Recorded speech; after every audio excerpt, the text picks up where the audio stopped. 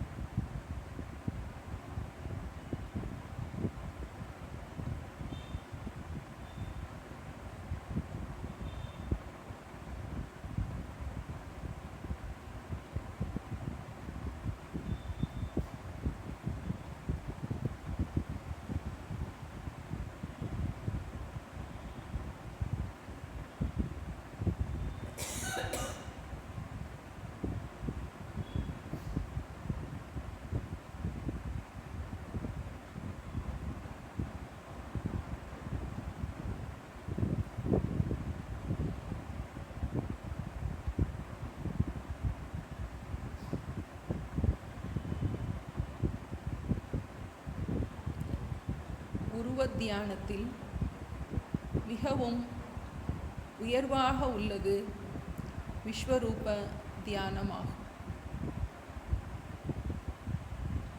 விஸ்வரூப தியானம் என்பது பார்க்கும் அனைத்தையும் இறைவன் என்ற ஞானத்தோடு பார்க்க பழகுவதாகும்.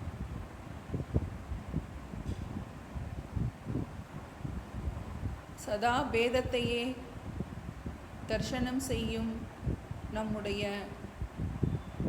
ஊனக்கண்ணை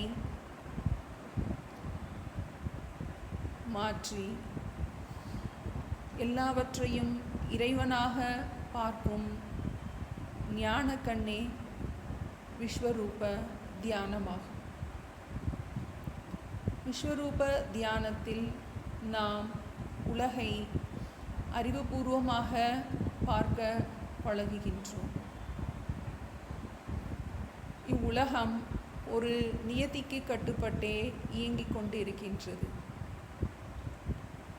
அந்த நியதியை நாம் இறைவன் என்று அழைக்கின்றோம்.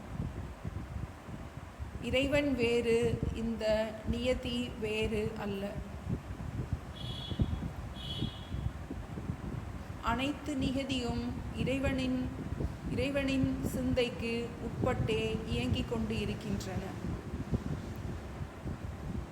அவற்றை நாம் அப்படியே ஏற்றுக்கொள்வது விஸ்வரூப தியானமாகும். நம்முடைய ராகத்வேஷத்தின் காரணமாக நாம் பார்க்கும் பலவற்றை ஏற்க முடியாமல் நாம் தத்தளிக்கின்றோம். உண்மையில் இறைவனே அனைத்துமாக இருக்கின்றார். இறைவனே தர்மமாக இருக்கின்றார். இறைவனே அதர்மமாக இருக்கின்றார். தர்மமும் அதர்மமும் இறைவனே.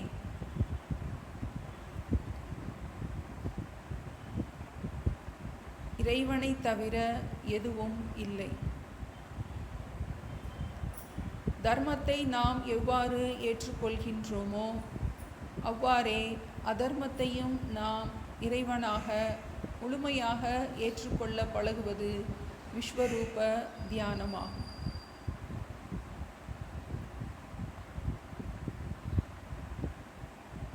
நன்மையும் தீமையும் இறைவனே.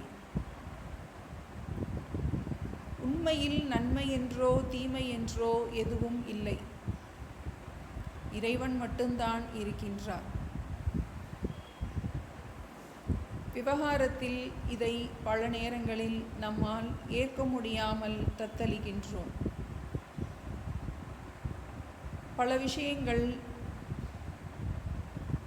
அறிவினால் சரி என்று அங்கீகரிக்கப்பட்டாலும் மனதினால் அவற்றை நம்மால் ஏற்க முடிவதில்லை. இறைவனே அதர்மமாக இருக்கின்றார் என்பது உண்மையான அறிவாகும். ஏனெனில் இறைவனை தவிர எதுவும் இல்லை. எல்லாம் இறைவனே. அவ்வாறு இருக்க அதர்மத்தையும் இறைவனாகவே நாம் பார்த்து பழகுவது மிகவும் அவசியமாகும்.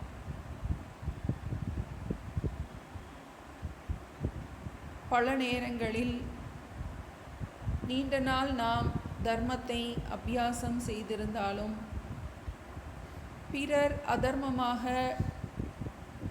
செயல்படும் போது நம்மால் ஏற்க முடியாமல் நாம் தத்தளிக்கின்றோம். அதர்மத்தையும் இறைவனாக பார்க்க பழகுவதே விஸ்வரூப தியானமாகும். உலகத்தில் உள்ள அனைத்தையும் நான் அப்படியே ஏற்றுக்கொள்கிறேன். நல்லவர்கள் என்றோ தீயவர்கள் என்றோ நாம் பகுத்து பார்த்தாலும் அந்த தீயவர்களை படைத்தது அந்த இறைவனே ஆகும்.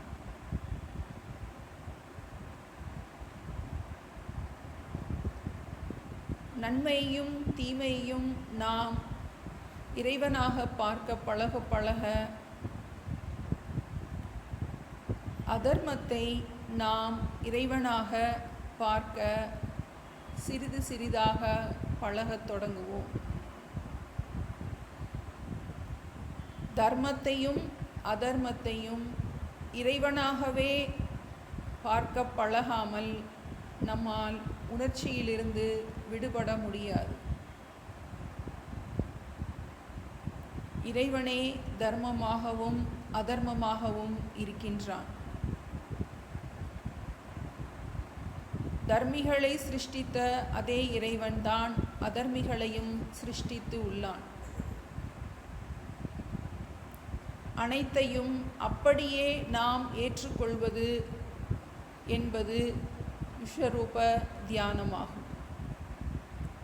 உண்மையில் இறைவனை தவிர எதுவும் இல்லை. நம்முடைய ராகத்வேஷத்தின் காரணமாக நாம் நல்லது என்றோ தீயது என்றோ பிரித்து பார்க்கின்றோம். நன்மையும் தீமையும் ஆனான் காண்க என்று மாணிக்கவாசகர் பாடியுள்ளார். இருப்பது எல்லாம் இறைவனே, நன்மையும் தீமையும் இறைவனே, தர்மமும் அதர்மமும் இறைவனே. இந்த நுண்மையான கருத்து நம் ஆழ்மனதில் கண்டிப்பாக பதிய வேண்டும். விவகாரத்தின் போது நாம் சஞ்சலம் இல்லாமல் இருப்பதற்கு இந்த ஞானம் மிக மிக அவசியமாகும். தர்மத்தையும் அதர்மத்தையும் நான் இறைவனாகவே பார்க்க பழகுவேனாக. சில நிமிடங்கள் இந்த தியானத்தை நாம் சுயமாக பயிற்சி செய்வோம்.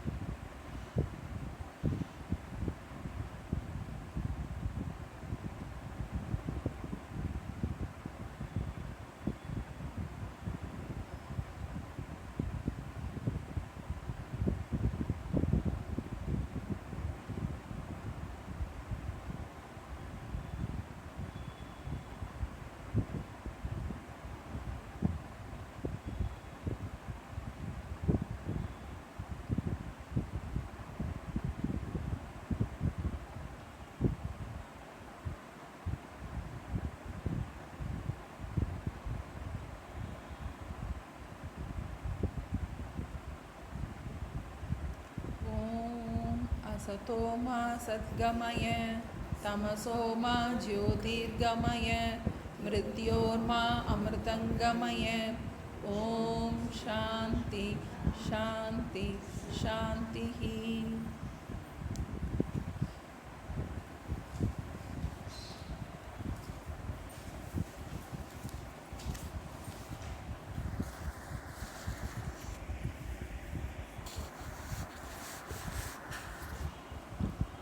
अविद्यारण्यकान्तारे प्रमतां प्राणिनां सदा विद्यामार्गोपदेष्टारं विद्यारण्यगुरुं श्रये। आत्मानं चेद्विजानीयात् अयमस्मीति पुरुषः किमिच्छन् कस्य कामाय शरीरम् अनुसञ्ज्वरेत्। कृत्तिदीप प्रकरणं पक्कं 69 श्लोகம் 69 பக்கம் 8 ஸ்லோகம் 69। अवान्तरेण वाक्येन परोक्षा ब्रह्मधीर्भवेत्। सर्वत्रैव महावाक्य विचारात् अपरोक्षधीः। ब्रह्मापरोक्षसिद्ध्यर्थं महावाक्यमितीरितं। वाक्यवृत्त्यावथो ब्रह्म अपरोक्ष्ये मतिर्नहि। आलम्बनतया भाति योऽस्मत्प्रत्ययशब्दयो अन्तःकरणसम्भिन्न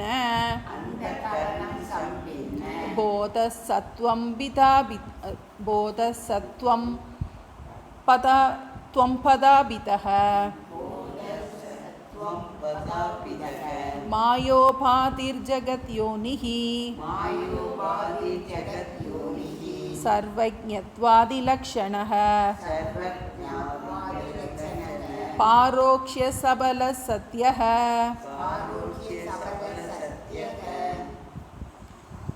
ஆத்மா ஆத்மகஸ்தத்பதாபிதஹ தத்பதாபிதஹ பிரத்யக் பரோக்ஷதைகஸ்ய சத்விதீயத்வபூர்ணதா விருத்யேவ யதஸ்தஸ்மாத் லக்ஷணா சம்பிரவர்த்ததே. இப்போ நம்ம அபரோக்ஷ ஞானம், பரோக்ஷ ஞானம், அபரோக்ஷ ஞானம் அந்த விசாரத்தில் இருக்கும் இந்த திருப்தி தீப பிரகரணம். ஏன்னா நமக்கு அபரோக்ஷ ஞானத்தினால்தான் இந்த நிரங்குஷா திருப்தி, ஜீவன் முக்தசிய யா திருப்திகின்னு பார்த்தோம். அந்த ஜீவன் முக்தனுக்கு உரிய திருப்தி அபரோக்ஷ ஞானத்தினால்தான் வருகின்றது. அப்போ அந்த அபரோக்ஷ ஞானம் எதனால வருது நமக்கு? அப்போ மகா வாக்கிய விசாரத்தினால்தான் வருகின்றது. அந்த இடத்துல நமக்கு டவுட் வரக்கூடாது. ஏன்னா நமக்கு மகா வாக்கியத்தை நம்ம கேட்குறோம், குரு சொல்லி கொடுக்குறாரு, ஆனால் நமக்கு அபரோக்ஷ ஞானம் வந்த மாதிரி இல்லையே அப்படின்னு நமக்கு ஒரு டவுட் வருது. அப்போ மகா வாக்கியத்தை கேட்டதுக்கப்புறமும் எனக்கு அபரோக்ஷ ஞானம் வந்த மாதிரி தெரியலை, அப்போ நான் என்ன பண்ணுறது, வேறு ஏதாவது பண்ணணுமா அப்படின்னு நமக்கு ஒரு டவுட் வந்துக்கிட்டு. ஏன்னா நமக்கு அது அபரோக்ஷமாக எனக்கு இல்லை, அதனால என்ன நினைக்கிறோம், வந்தது அபரோக்ஷ ஞானம்தாங்கிறதே நமக்கு தெரியல. ஏன்னா எனக்கு அது தெரியலை, அதனால நமக்கு கிடைச்சது அபரோக்ஷ ஞானம்தான்ங்கிறது நமக்கு அது பயன்பாட்டுக்கு நமக்கு வரமாட்டேங்குது. இப்போ அதை தெளி வைக்கிறதுக்காக தான் நமக்கு அபரோக்ஷ ஞானம்ங்கிற அந்த இதுலேயே போகிறார். நமக்கு அபரோக்ஷ ஞானம்னா என்ன, எப்படி நமக்கு அது கிடைக்க போகுது. இப்போ சாஸ்திரத்தில் 2 வாக்கியங்கள் பார்க்குறோம், அவாந்தர வாக்கியம் மகா வாக்கியம் 2 பார்க்குறோம். அப்போ ரெண்டுமே சாஸ்திரத்தில் தான் சொல்லப்பட்டிருக்கு. அந்த சாஸ்திரத்தில் முதல்ல அவாந்தர வாக்கியத்தை சொல்லிட்டு அதே சாஸ்திரம் தான் என்ன சொல்லுது, பிரம்ம அஸ்தின்னு சொல்கிற அதே சாஸ்திரம் தான் என்ன சொல்லுது, பிரம்ம அஸ்மி, நீயாவே அது இருக்கின்றாய் அப்படின்னு சொல்லுது. இப்போ இடையில இதை சொல்கிறதுக்காக அந்த தசமன் உதாரணத்தை சொன்னார். நம்ம அதை கொஞ்சம் மறக்கக்கூடாது. ஏன்னா அதில் நமக்கு 3 தடவை திரும்ப திரும்ப சொல்லிட்டு 3ஆவது தடவை என்ன சொல்கிறாரு, அதை 2ஆக பிரிக்கிறாரு. பந்த சுரூபம் மோக்ஷஸ்வரூபம் பிரித்து எந்த 7 அவஸ்தையுமே, பந்த அவஸ்தையும் சிதாபாசனுக்கு தான், மோக்ஷ அவஸ்தையும் சிதாபாசனுக்கு தான். அந்த சித்தாகிய நான் எனக்கு எதுவுமே கிடையாது, அதை நம்ம மறக்கவே கூடாது. அப்போ நமக்கு அது சிதாபாசன் சித்து அந்த விவேகம் நமக்கு நல்லா இருந்துகிட்டே இருக்கணும். அப்புறம் இன்னொரு இதில் கேட்டேன்னா நமக்கு 3 வார்த்தைகள் இருக்குது. பரோக்ஷம்னு ஒரு வார்த்தை இருக்குது, அபரோக்ஷம்னு ஒரு வார்த்தை இருக்குது, பிரத்யக்ஷம்னு ஒரு வார்த்தை இருக்குது. ஒரு டவுட் வரலாம் நமக்கு அப்போ எதனால இந்த 3ஆவது ஏன்னா பிரத்யக்ஷமும் அபரோக்ஷமும் ஒன்று தான் அப்படின்னு சொல்கிறோம். அப்போ ஒன்று தானா எதுக்காக 2 பதம் இருக்குது அப்படின்னு பார்க்கும்போது நான் சர்வப்பிரியானந்த சாமிஜி தான் ஒரு இதை கேட்டுக்கிறேன். அப்போ அவர் ரொம்ப நுட்பமாக சொல்கிறாரு, பிரத்யக்ஷம் அப்படின்னா என்னது, அக்ஷம்னால இந்திரியங்கள், பிரத்யக்ஷம்னா இந்திரியங்களுக்கு வசமாக இருப்பது பிரத்யக்ஷம். இந்திரியங்களால் நாம் பார்க்கக்கூடியது பிரத்யக்ஷம். சரியா? பரோக்ஷம்னா என்னது, வேற காணாத ஞானம்னு சொல்கிறோம். நம்ம நேரடியாக பார்க்கல, கேள்விப்பட்ட ஞானம், அது பரோக்ஷம். அபரோக்ஷங்கிறத என்ன சொல்கிறோம், நம்ம அதையும் கண்ட ஞானம்னு நம்ம சொல்கிறோம்.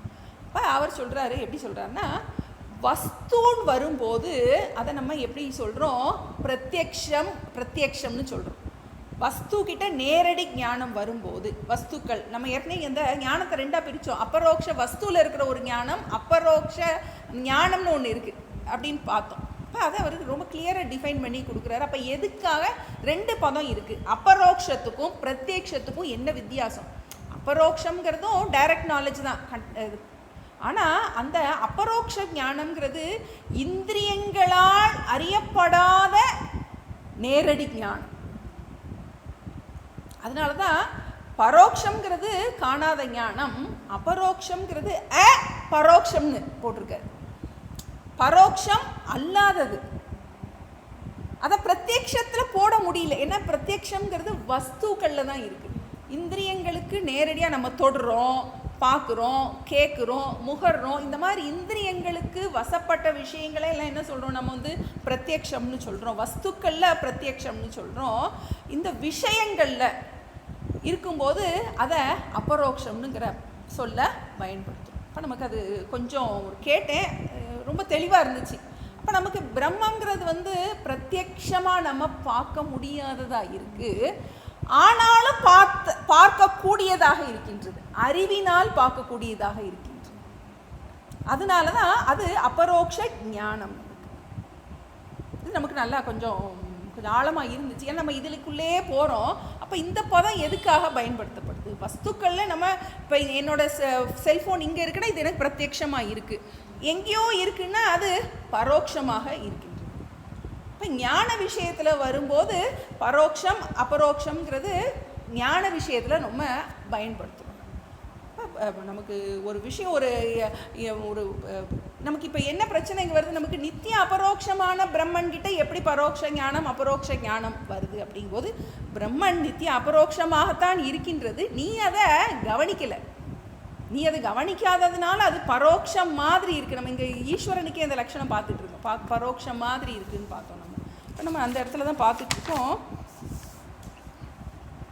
இப்போ அப்படியே வந்து அவர் மகா வாக்கியத்தினால்தான் அபரோக்ஷ ஞானம் வருது அப்படிங்கிறத நம்ம பார்த்துட்டு அதுக்கு நல்ல விரிவாக விளக்கிறதுக்காக ஆதிசங்கரருடைய வாக்கிய விருத்திங்கிற அந்த நூல்லேருந்து சில ஸ்லோகங்களை அப்படியே எடுத்து போட்டிருக்காருன்னு பார்த்துட்டு இருந்தோம். நம்ம 71 நான் என்பதற்குரிய தத்துவமசி அப்படிங்கிறதுல தொம்பதத்தினுடைய நான் என்பதனுடைய வாச்சியார்த்தம் என்னன்னு பார்த்தோம். இது ரொம்ப முக்கியமானது. ஏன்னா நமக்கு இங்கே தான் நமக்கு தவறு நடக்குது. அதனுடைய வாச்சியார்த்தத்திலேயே நாம் இருக்கோம்.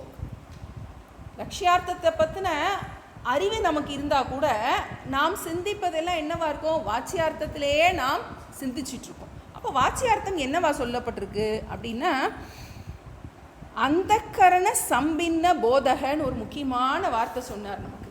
அந்த கரணத்தோடு என்ன பண்ணுறான், தன்னை பின்னி பிணைஞ்சிக்கிட்டு இருக்கான். அதுதான் வாச்சியார்த்தம். வாச்சியார்த்தம் என்பது சாமானியமாக எல்லாரும் பயன்படுத்துகிற அந்த தொம்பதம், அந்த நான்கிற பதம். இப்போ குரு நீ தொம்னு சொல்லும்போது நான் நம்ம புரிய வேண்டியது இருக்குது. அப்போ நான் புரிஞ்சிக்கும் போது நான் என்னவா நினச்சிக்கிறேன், குரு வந்து எப்படி சொல்லி கொடுக்குறாரு, நீன்னு சொல்லும்போது அவர் அந்த வைதிகனான சொல்கிறாரு நீன்னு சொல்லும்போது.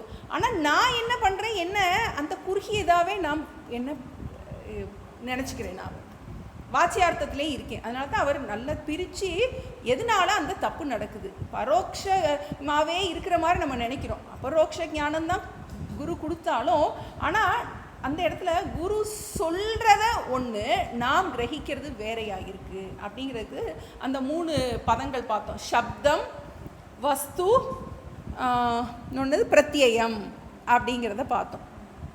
ஒரு ஞானம் வர்றதுக்கு 3 விஷயம் இருக்குது அப்படின்னு பார்த்தோம். ஒரு யானை அப்படிங்கிற அந்த சப்தம் இருக்குது, அந்த யானைங்கிற வஸ்து இருக்குது, அந்த யானைங்கிற வஸ்துவை கிரகிக்கின்ற ஞானம் இருக்குது. இப்போ இந்த 3 இருக்கணும். இப்போ குரு வந்து துவம் நீன்னு சொல்லும்போது அந்த பதத்தில் அது ஒரு பதம், அதுக்கு அந்த பதம் இருக்குது, அந்த சப்தம் இருக்குது, அதுக்கு ஒரு வஸ்து, அதனால அது குறியிடுற ஒரு வஸ்து ஒன்று இருக்குது, அதனால் நமக்கு பெறுகின்ற ஞானம் இருக்குது.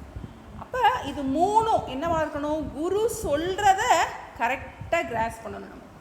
அப்போ அதில் தான் தப்பு நடக்குது.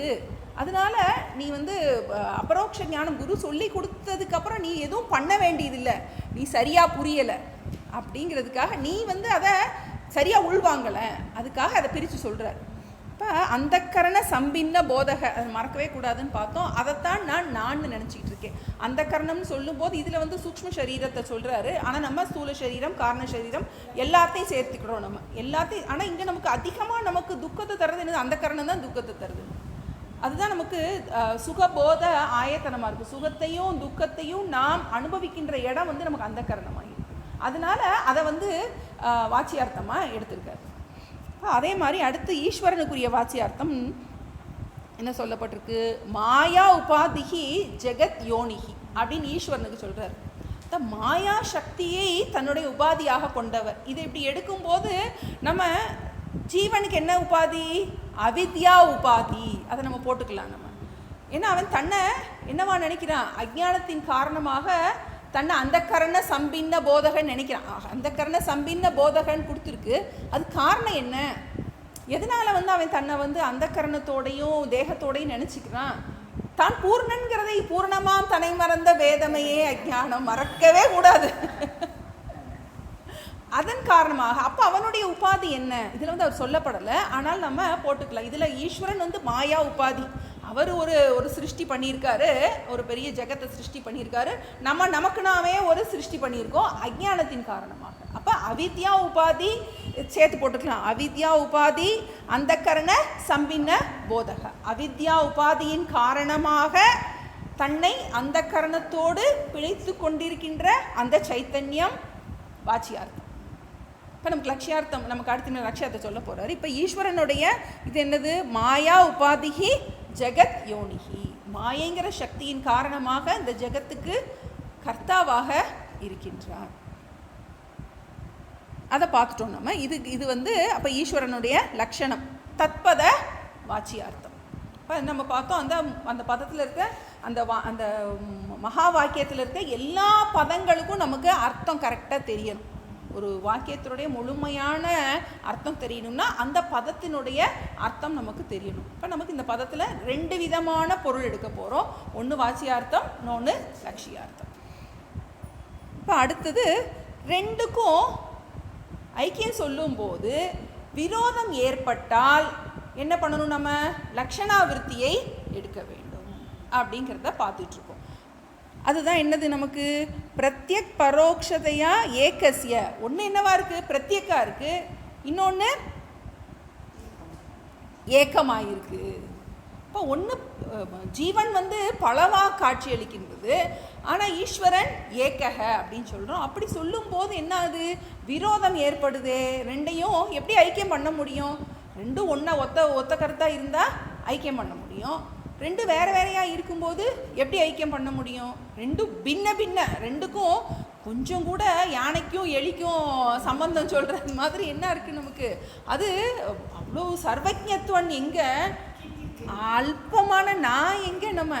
அப்போ எப்படி நீ ஐக்கியம் சொல்ல போகிற அப்படின்னு சொல்லும்போது அப்போ அந்த சமயத்தில் என்ன எடுக்கணும்னு சொல்கிறாரு? லக்ஷணா சம்பிரவர்த்ததே. லக்ஷணா விருத்தியை நாம் எடுக்க வேண்டும். அது வரைக்கும் நம்ம பார்த்துருக்கோம். இப்போ லக்ஷணா விருத்தி எப்படி, இதெல்லாம் நீங்கள் கொஞ்சம் படிச்சிருப்பீங்க. இருந்தாலும் இவர் ஆதிசங்கரர் ரொம்ப சுருக்கமாக சொல்கிறாரு. ஏன்னா நமக்கு இங்கே தப்பு பண்ணுற இடம், அதனால் நமக்கு புரிஞ்சால் கூட எதனால் தப்பு வருது அப்படிங்கிறத நம்ம நுட்பமாக நமக்கு அப்போ தான் நமக்கு அதை ஒரு கிளாரிட்டி வரும். நம்ம பயன்பாட்டில் வரும்போது ஏன் நம்மளுக்கு அந்த ஞான வேலை பார்க்க மாட்டேங்குது, எதனால் என்னால் அகம் முக்தகன் ஏன் சொல்ல முடியல, அகம் ஜீவன் முக்தகன் எப்படி ஏன் என்னால் சொல்ல முடியல? தாண்டவராயசாமி தாண்டவமாக ஆடுறாரு, நம்மளால் ஏன் தாண்டவம் ஆட முடியல? நம்ம வேற ருத்ர தாண்டவம் ஆடுறோம். பிரச்சனை நமக்கு வேற மாதிரி மனசு கூத்தாடுது. நமக்கு இவர் ஆனந்த கழிப்பில் கூத்தாடுறாரு. அப்போ எதனால் நமக்கு அது பிரயோஜனம்? இத்தனை வருஷம் படிக்கிறோம், நல்லா மனப்பாடம் பண்ணிட்டோம், இருந்தாலும் எதனால நமக்கு அது கிடைக்கல அப்படின்னா என்ன அர்த்தம்? மருந்து வேலை பார்க்கல. எது முக்கியமான மருந்து? மகா வாக்கியம் தான் முக்கியமான மருந்து. அந்த மருந்து நமக்கு வேலை பார்க்க மாட்டேங்குது. அப்போ எதனால வேலை பார்க்க மாட்டேங்குது? அப்போ நீ எங்கேயோ தப்பு பண்ணுற, அதில் ஏதோ தப்பு பண்ணுற, நீ ஏதோ ஒன்று உனக்கு சரியாக ஒர்க் பண்ணலை, அதுக்கு என்ன தப்பு அப்படிங்கிறத நம்ம பார்க்க போகிறோம். இப்போ நம்ம 74 தானக்கா? தத்துவமஸ்யாதி வாக்கியேஷு லக்ஷணா பாகலக்ஷணா சோயமித்யாதி வாக்கியஸ்த பதயோரிவனாபரா தத்துவமஸ்யாதி வாக்கியேஷு லக்ஷணா பாகலக்ஷணா சோயமித்யாதி வாக்கியஸ்த பதயோரிவனாபரா. இப்போ இதில் இப்போ நம்ம ஐக்கியம் சொல்லும்போது லக்ஷணாவிருத்தி எடுக்கணும் அப்படின்ட்டு. அப்போ எந்த லக்ஷணத்தை எடுக்கிறது, லக்ஷணாவிருத்தினா எந்த விதமான லக்ஷணாவிருத்தி எடுக்கிறது அப்படிங்கும்போது 3 விதமான லக்ஷணைகள் இருக்குது அப்படின்னு நம்ம ஏற்கனவே பார்த்துருக்கோம். என்ன பாத லக்ஷணா, பாகத்யாக லக்ஷணா, விட்ட லக்ஷணை, விடாத லக்ஷணை, விட்டு விடாத லக்ஷணை அப்படிங்கிறத பார்த்துருக்கோம். இப்போ ஏற்கனவே இதெல்லாம் அவங்க நல்லாவே படிச்சிருப்பீங்க. கங்கையில் கோஷம் அப்படின்னா என்ன பண்ணுறோம், அந்த கங்கையை விட்டுடுறோம், விட்டுட்டு கரைங்கிறத எடுத்துக்கிறோம். கங்கை கரையில் இருக்குது அப்படிங்கிறத புரிஞ்சுக்கிறோம். நம்ம கங்கைங்கிறதையே விட்டுறோம். அது என்னது, விட்ட லக்ஷணை. இன்னொன்று என்னது, விடாத லக்ஷணை. சிகப்பு ஓடுது, அப்போ என்ன கருப்பு நிற்கிது அப்படின்னா என்ன பண்ணுறோம், அதில் கூட குதிரைங்கிறத நம்ம சேர்த்துக்கிறோம். அப்புறம் 3வது என்னது, விட்டு விடாத லக்ஷணை. இப்போ அவனே இவன், அந்த தேவதத்தன் இவனே அப்படின்னு சொல்கிறோம். இப்போ நம்ம சின்ன வயசு ஃபோட்டோவை பார்க்குறோம், பார்த்துட்டு நான் தான் அப்படின்னு சொல்கிறோம். அப்போ அந்த நான் தான் அப்படின்னு சொல்லும்போது அந்த அந்த இடத்துல என்ன செய்கிறோம், நம்ம அந்த உருவத்தை விட்டுட்டு அந்த உருவத்துக்கு சொந்தக்காரனை எடுத்துக்கிறோம். நம்ம அப்போ ஒன்றை விட்டுட்டு இன்னொன்று எடுத்துக்கிறோம். அப்போ இதில் என்ன செய்யணும், ஒன்றை விட்டுட்டு இன்னொன்று எடுக்கணும், ஒன்றை விட்டுட்டு இன்னொன்று எடுக்கணும், ஒன்றை விட்டுட்டு இன்னொன்று எடுக்கணும். இப்போ நான் சொல்லும்போது ஒன்றை விட்டுட்டு இன்னொன்று எடுக்கணும். நம்ம என்ன செய்கிறோம், விடாமல் இருக்கின்றோம், விட்டு விடாமல் இருக்கின்றோம். அதனால தான் அங்கே வேலை பார்க்க மாட்டேங்குது. ஒன்றை விட்டுட்டு இன்னொன்று எடுத்துக்கிறோம். இப்போ நான் உடல்ங்கிறத என்ன பண்ணணும், பூரணமாக விட்டுறணும்.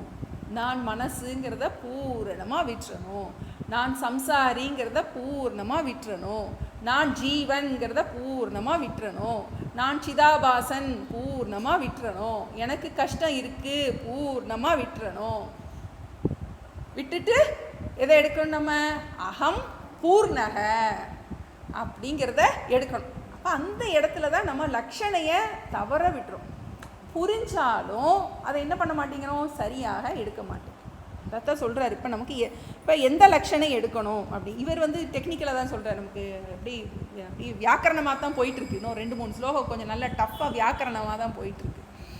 தத்துவமஸ்யாதி பிரிச்சுருவோம். முதல்ல தத்துவமஸ்யாதி வாக்கியேஷு, தத்துவமசி ஆதி, நீ அதுவாக இருக்கின்றாய் முதலியன நம்ம எல்லாத்தையும் சேர்த்துக்கலாம். அகம் பிரம்மாஸ்மி, அந்த எல்லாத்திலையும் அயம் ஆத்மா பிரம்ம, பிரஜானம் பிரம்ம போன்ற வாக்கியேஷு என்ற மகா வாக்கியங்களில் லக்ஷணா லக்ஷணன்னா எடுக்க வேண்டிய லக்ஷணை. நம்ம எடுக்க வேண்டிய லக்ஷணை என்னன்னா பாக தியாக லக்ஷணம். பாக தியாக லக்ஷணம், பாக லக்ஷணான்னு போட்டிருக்கு. பாகத்தியாக லக்ஷணம். ஒரு பகுதியை எடுத்துட்டு இன்னொரு பகுதியை விட்டுற போகிறோம். இப்போ அதில் ஒரு அம்சம் எதனால் அதனால புரிஞ்சுக்கணும். நம்ம இப்போ என்னோடய ஃபோட்டோ தான், என்னோடய சின்ன பிள்ளையில் இருக்கிற ஃபோட்டோ இப்போ இருக்கிற ஃபோட்டோ பக்கத்தில் இருக்குது. அதில் ஒரு பகுதியை விட்டுறேன், இன்னொரு பகுதியை எடுத்துக்கிறேன். எந்த பகுதியை விடுறேன், ஒரு பகுதி மித்தியா, ஒரு பகுதி சத்தியம். நல்லா ஞாபகம் வச்சுக்கோங்க. ஸோ ஒரு பகுதி இதில் என்னது, மித்தியா, உண்மை இல்லாதது. ஒரு பகுதி தான் அதில் உண்மையான பகுதி. அப்போ அந்த மித்தியாவான பகுதியை என்ன பண்ணணும், நம்ம விட்டுட்டு அந்த எது சத்தியமான பகுதியோ அதைத்தான் நம்ம எடுத்துக்கிறோம். சோயம் இத்தியாதி சக அயம். அடுத்த வரி சக அயம். சக அயம்னா அவனே இவன். நமக்கு இந்த 3வது அந்த தேவதத்தன் இவனே. இத்தியாதி முதலிய வாக்கியஸ்தன வாக்கியத்தில் பதயோகோ இவ ந அபரா. பதயோர் இவ வாக்கியஸ்த பதயோகோன்னா அதில் அந்த வாக்கியத்தில் ஒரு பகுதியை தியாகம் செய்கின்றோம், விட்டுறோம். வாக்கியஸ்த பதயோகோர் இவ அதில் நம்ம சேர்த்துக்கணும் ஒரு பகுதியை தியாகம் பண்ணுறோம், அதில் கொடுக்கப்படாமல் இருக்கு வந்து நமக்கு. அதில் பாக லக்ஷணானாலே அதை என்ன பண்ணுறோம், ஒரு பகுதியை தியாகம் செய்கின்றோம். அதுபோல ந அபரா, ந அபரானா வேற லட்சணைகள் இல்லை. இப்போ தத்துவமஸ்யாதி வாக்கியேஷு லக்ஷணா பாகலக்ஷணா, நம்ம என்னதை எடுக்க போகிறோம், பாகலட்சணை, பாகத்தை தியாகம் பண்ணுகின்ற அந்த விட்டு விடாத லட்சணையை தான் நம்ம எடுக்க போகின்றோம். அதுக்கு உதாரணம் என்னது, சக அயம், அவனே இவன் என்கின்றதை போன்ற அந்த வாக்கியத்தில் போல, பதையோகோ இவ ந அபரா, வேற லட்சணைகள் அல்ல. ந பரா, ந அபரா, அந்த இடத்துல நாபரான் இருக்கு. ந அபரா, வேறு அல்ல, வேறு லட்சணைகளை நாம் எடுக்க முடியாது இந்த இடத்துல. ஏன்னா முரண்பாடு இருக்குது. நம்ம எப்போ எதுக்காக லட்சியார்த்தத்தை எடுக்கிறோம், லட்சியார்த்தத்தை எடுக்கிறது எல்லாமே அதில் முரண்பாடு இருக்கிறதுனால.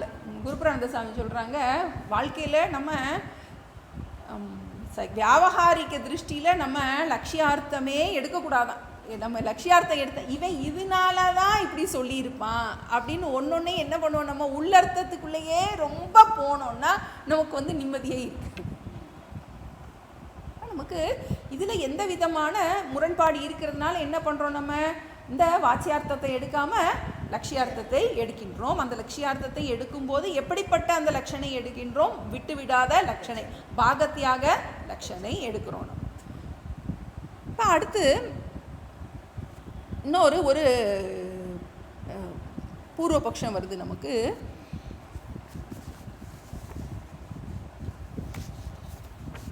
இதையே லக்ஷணாவிருத்தி இல்லாமல் வாச்சியார்த்தமாகவே எடுக்க முடியாதா அப்படின்னு ஒரு பூர்வபக்ஷம் வருது. அப்போ ரெண்டும் முரண்பட்டு இருக்கின்றது. அதன் காரணமாக கண்டிப்பாக என்ன எடுக்க முடியாது, நம்ம லட்சியார்த்தம்தான் எடுத்து ஆக வேண்டும் அப்படிங்கிறது நமக்கு. இதுவும் கொஞ்சம் வியாக்கரணமான ஒரு விஷயந்தான், ஆனால் நமக்கு கண்டிப்பாக தேவை நமக்கு. ஏன்னா நமக்கு ஆழமாக இதை யோசிக்கும்போது கண்டிப்பாக வந்து நமக்கு ஏன்னா நமக்கு அந்த ஐக்கியம் நமக்கு கரெக்டாக மனசில் சித்திக்க வேண்டியது இருக்கு இல்லையா. நமக்கு இதுவே அது, அதுவே இது அப்படிங்கிறது நமக்கு பூர்ணமாக நமக்கு உள் வாங்க வேண்டியது இருக்குது. இது இன்னொரு கிராமர் பாயிண்ட்டு சொல்கிறாரு. இப்போ 74வது ஸ்லோகம் வந்து அந்த வாக்கிய விருத்தியில் 48வது ஸ்லோகமாக இருக்குது. இப்போ நம்ம பார்த்துட்டு இருக்கிறதெல்லாம் ஆதிசங்கரர் சொல்கிறது, மறந்துடக்கூடாது. 41லேருந்து 71லேருந்து 78 வரைக்கும் வாக்கிய விருத்தி போயிட்டுருக்குன்னு பார்க்குறோம். இப்போ 74வது வந்து 48. இப்போ அடுத்து 75வது வந்து அந்த வாக்கிய விருத்திங்கிற நூலில் 38வது ஸ்லோகமாக இருக்குது. 38 வாக்கிய விருத்தியில் சம்சர்கோ வா விசிஷ்டோ வா, சம்சர்கோ வா விசிஷ்டோ வா, வாக்யார்த்தோ நாத்ர சம்மதः, அகண்டைகரசத்வேன வாக்யார்த்தோ விதுஷா மதः, संसर्गो वा विशिष्टो वा, वाक्यार्थो नात्र सम्मतः, अखण्डैकरसत्वेन वाक्यार्थो विदुषा मतः. இப்போ இது ஒரு டெக்னிக்கலாக தான் போகுது. இல்லை பொதுவாக சம்ஸ்கிருதத்தில் 3 விதமான வாக்கியங்கள் இருக்குது. 3 விதமான வாக்கியங்கள். முதல் வயது வந்து வியதிகரண வாக்கியம், எழுதிக்கோங்க கொஞ்சம். வியதிகரண வாக்கியம், வியதி விரோதமான வியதிகரண வாக்கியம், வியதிகரண வாக்கியம். 3 விதமான வாக்கியங்கள் இருக்குது. வியதிகரண வாக்கியம்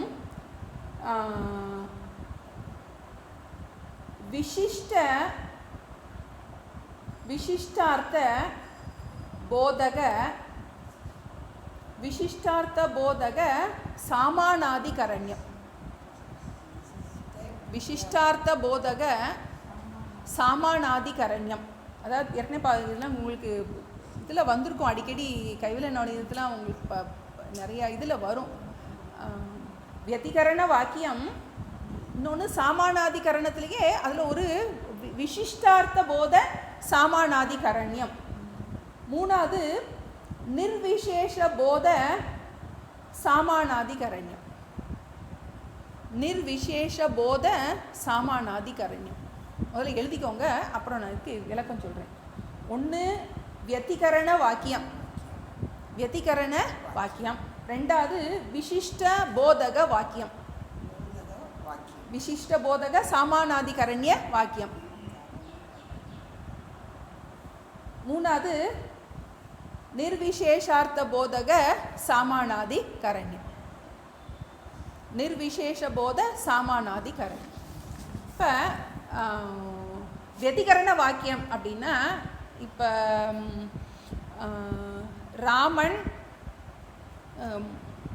ராமன் ரதத்தில் ஏறி அயோத்தியா சென்றான். அப்போ அதில் நிறைய ராமன் ஒரு பதம் இருக்குது, ரதம்னு ஒரு பதம் இருக்குது, அயோத்தியான்னு ஒரு பதம் இருக்குது, மற்றெல்லாம் இது வினைச்சொல் வந்து. அப்போ 3 பொருள், அதாவது ஒன்றுக்கு மேற்பட்ட பொருள்கள் இருக்கின்றது. சரியா? நான் வீட்டுக்கு சென்றேன் அப்படின்னா நான் ஒன்று இருக்குது, வீடுன்னு ஒன்று இருக்குது, ஒன்றுக்கு மேற்பட்ட, அதுதான் அது வியதிகரண வாக்கியம். அடுத்து விசிஷ்டார்த்த போதக சாமானாதிகரண்யம்னா வஸ்து ஒன்று தான். தசரத புத்திரன் தர்மரக்ஷகன் ராமன் இருக்கின்றான் அப்படின்னு சொல்கிறோம். தசரத புத்திரன் தர்மரக்ஷகன் ராமன்.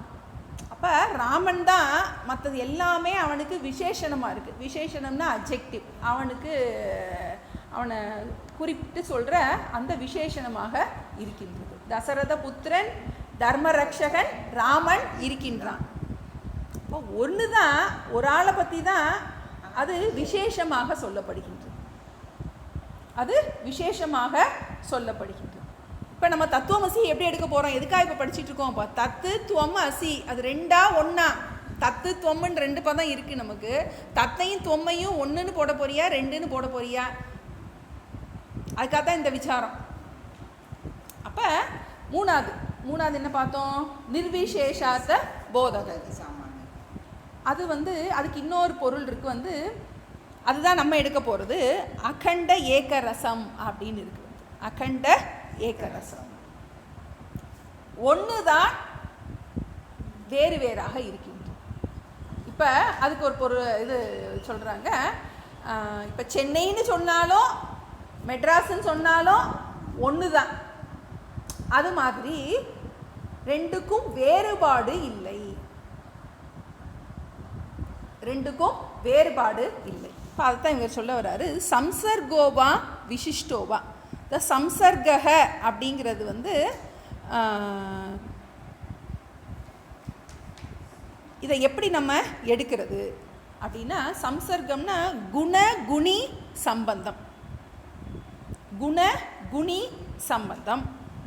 விசிஷ்டோனா அம்ச அம்சி சம்பந்தம், அம்ச அம்சி சம்பந்தம். வாக்கியார்த்தோ நாத்திர சம்மதக. இப்போ இதை நம்ம எப்படி எடுக்க போகிறோம் அப்படின்னா, சம்சர்கோவானா குண குணி.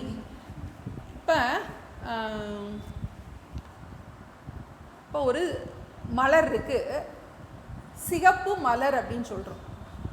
அது 2 பதம் இருக்குது, சரியா? 2 பதம் இருக்குது, ஆனால் விஷயம் ஒன்று தான். ஒன்று மற்றனுடைய குணத்தை சொல்கிறது, அது குணகுணி சம்பந்தம். புரியுது இல்லையா? அப்போ தத்துவமசி நம்ம குணகுணியாக போட போகிறோமா, எதுக்கு நம்ம இதை சொல்கிறோம் அப்படிங்கிறத பார்த்துக்கணும். 2 இருக்கா, 1 இருக்கா? ஒன்று ஒன்னுடைய குணமாக சொல்ல போதா அப்படின்னா இல்லை, அந்த சம்சர்க்கமாக அதை எடுக்க முடியாது. இப்போ சிகப்பு மலர் அப்படிங்கும்போது அது அதனுடைய ஒரு குணமாக இருக்குது. சிகப்புங்கிறது குணம், அந்த மலருங்கிறது குணி. இப்போ நமக்கு வந்து இப்போ நம்ம அந்த வெதிரேகம் பார்த்தோம், நம்ம வந்து வெதிரேக வாக்கியம் 2 சொல்லியிருக்கோம். இப்போ நம்ம இந்த தத்துவமசியை வந்து வெதிரேகமாக எடுக்கவே முடியாது.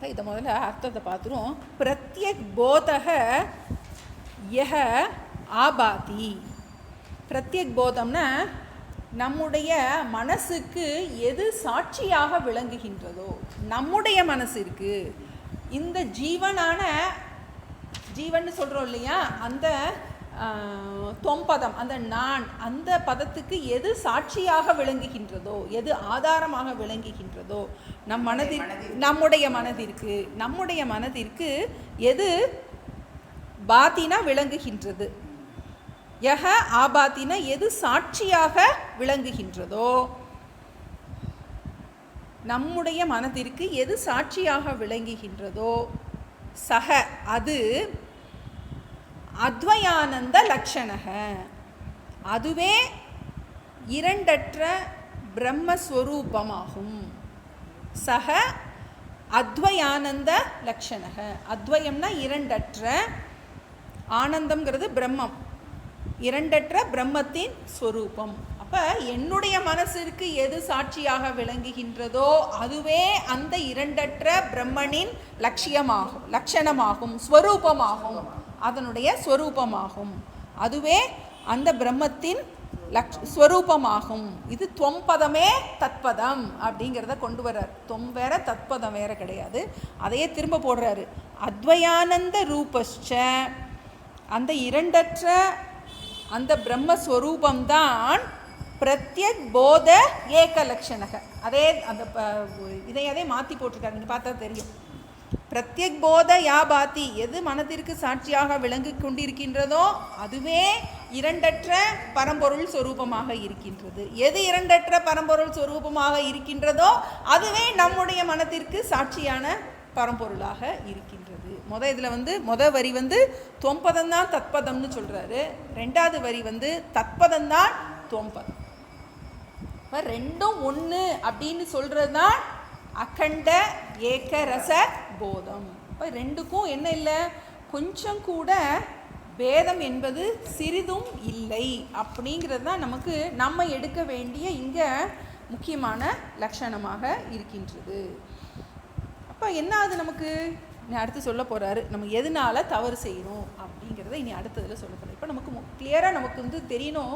இப்போ விட்ட லட்சணை நம்ம இவ்வளோ நாள் நம்ம அதை அகடமிக்காக புரிஞ்சுட்டு நமக்கு புரியுதான்னு பார்ப்போம். கங்கையில் கோஷம் புரியுதா, சிவப்பு கருப்பு ஓடுது புரியுதா, அவனை வண்ணு புரியுதா, அது புரிஞ்சால் போதாது நமக்கு. நம்ம எங்கே தப்பு பண்ணுறோம், நம்ம மகா வாக்கியத்தில் நம்ம விட்ட லட்சணை வச்சுருக்கோமா, விடாத லட்சணம், விடாமல் எல்லாத்தையும் பிடிச்சி வச்சுருக்கோமா. அப்போ எதை விடாமல் எதை விட்டுட்டு இருக்கோம் நம்ம. இப்போ அந்த கரண சம்பின்ன போதக மறக்கக்கூடாது.